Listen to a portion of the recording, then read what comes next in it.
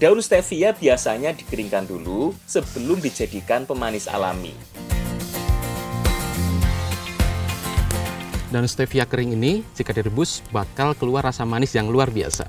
Makanya bisa dijadikan untuk pemanis alami. Soalnya, daun stevia kering memiliki kandungan air yang sudah jauh berkurang dibanding yang masih basah. Jadi saat direbus atau diseduh, manisnya lebih cepat keluar. Hehehe, nggak tahu Mas Gatot. Kalau rebusan stevia ini mau buat ngerebus kulit duku ini juga. Jadi selain daging buahnya, sebenarnya kulit duku juga bisa diolah loh. Ini aku lagi iris-iris dulu kulit dukunya. Setelah selesai, baru aku rebusin bareng daun stevianya. Lah, gua apa kulit ngene iki? Percaya layar aku. Cepet toh. Lah, kok rebusan steviaku dicampur sama kulit duku? Lah dalah. Tenan iki. Wah, pedes banget ya ning ini. Ini gawe apa? Ya pedes loh. Wis toh, tenang aja Mas. Ntar jadi makanan enak pokoknya. Ya wes. Jadi aku rebus dulu yo kulit duku dengan air stevia ini sampai empuk toh.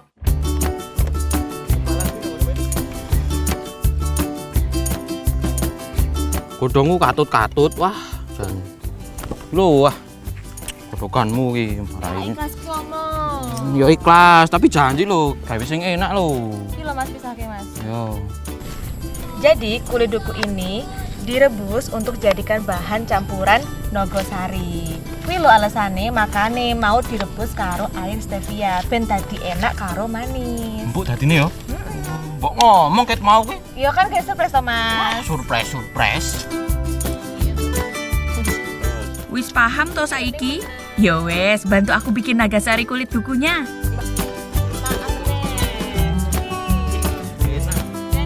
Walah, pantes direbus dengan air stevia. Soalnya dengan direbus air gula, membuat teksturnya jadi lebih cepat empuk. Rasanya juga jadi enak yo. Percaya aku sekarang.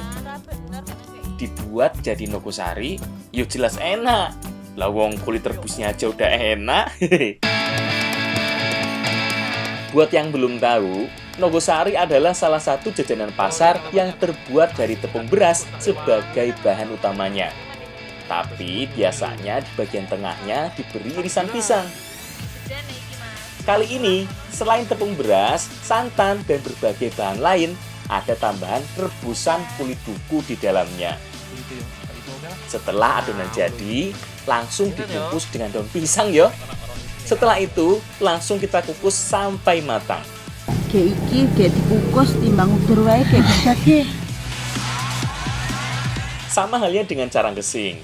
Mengukus nogosari kulit duku ini juga tidak butuh waktu lama. Sekitar 15 menit sudah cukup. Apalagi kulit dukunya kan sudah direbus sebelumnya.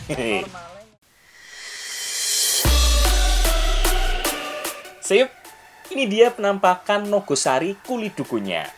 Ye, menggoda lidah toh.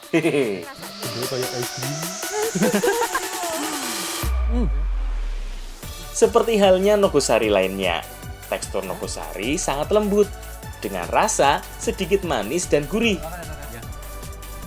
Nah, dengan tambahan kulit duku di dalamnya, bikin rasanya jadi beda ya, lebih khas. Enak yo. Nah, setelah diolah dengan benar, ternyata kulit duku ini terasa lebih lembut dan sepetnya hilang ya. Kulit duku ini juga mengandung banyak serat, jadi bagus buat pencernaan. Oh iya, Bah. Aku meneh yo. Lanjut gimana Mas? Nah, coba bintek ki. Tambahan apa Mas? Karena alam memberikan banyak manfaat.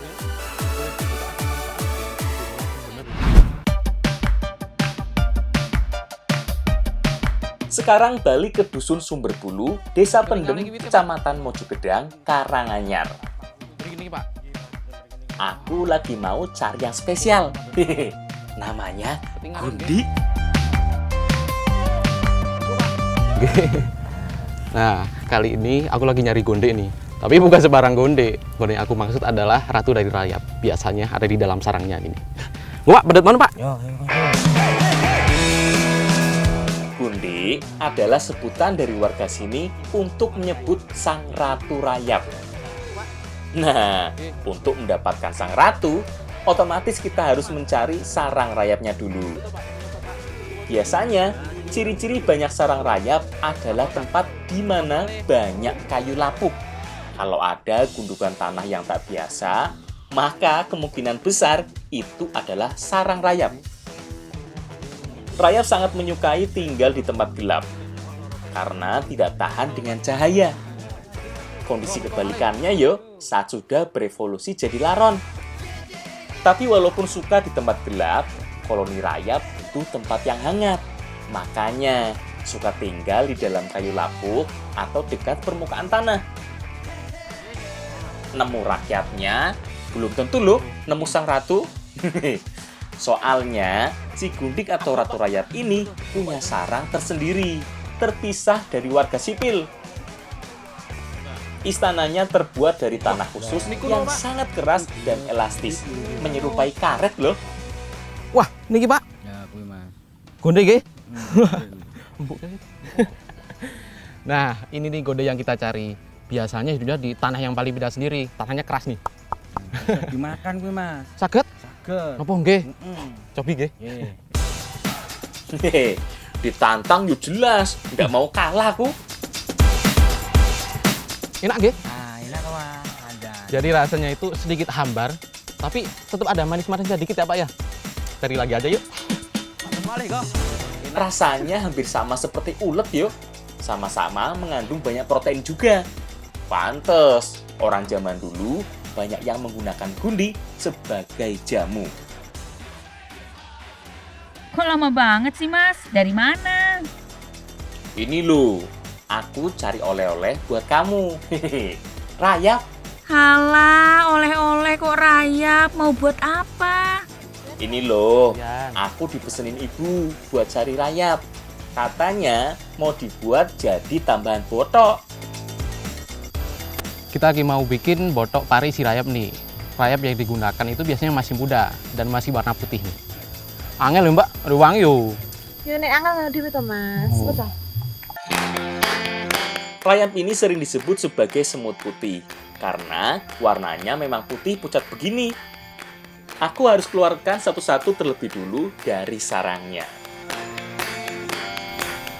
Bahan yang wajib ada di botok ini sebenarnya parutan kelapa yang dicampur dengan ikan kecil atau ikan teri. Tapi dicampur dengan rayap enak juga ya Bu ya? Iya. Dan tambah protein. Rampung rong. Lanjut ki sik. Yo wis aku. Sebenarnya, malah pada awalnya, botok hanya menggunakan ampas kelapa sisa perasan santan. Tapi kalau sekarang, dari parutan kelapa yang masih ada santannya jadi lebih gurih. Nah, kalau aku lagi ngurus pare ini. Kamu juga jangan heran ya Mas Gatot, karena pare ini juga akan digunakan sebagai tambahan botoknya. Nah, biasanya pari ini rasanya pahit, tapi kalau kita pintar ngolahnya, rasa pahitnya akan berkurang. Salah satunya dengan merendam dengan air garam. Ini Mas, tadi nih. Kaya aku nyawang aku tambah ora pahit. Duh, ada-ada aja iki idenya si ibu. Hehehe. Aku jadi penasaran botok yang dicampur sama pare dan rayap bakal gimana rasanya. Setelah bumbu dihaluskan, campur dengan parutan kelapa. Ada juga tambahan terinya biar lebih gurih. Masukkan juga rayap yang sudah aku kumpulkan tadi. Nah, ini dia fungsi dari parenya. Pare yang sudah dikeluarkan isinya digunakan sebagai bungkus botoknya. Masukkan semua bahan botok ke dalam pare, kemudian kukus sampai matang. Walah, jadi bungkusnya bisa dimakan langsung Hehehe, tambah penasaran aku. Kini, aku kukusin sampai matang. Oh iya, karena menggunakan tambahan pare, jadi ngukusnya butuh waktu lebih lama dari botok biasanya. Sip, wis mateng iki. Yuk diicipi.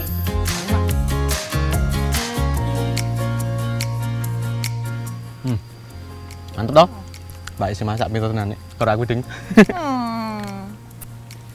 Rasa dari botok ini tuh gurih, dari parutan kelapa sama ikan terinya ya.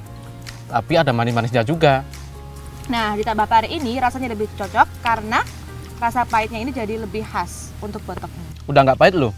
Kan ini udah direm sampai garam ya. Rayap ini kaya dengan protein loh. Kalau dimakan di tempat dingin, dipercaya bisa menghangatkan badan. Parenya juga kaya manfaat. Selain bisa mengendalikan kadar gula darah, bisa menjaga kekebalan tubuh juga. Keren toh? Karena alam memberikan banyak manfaat.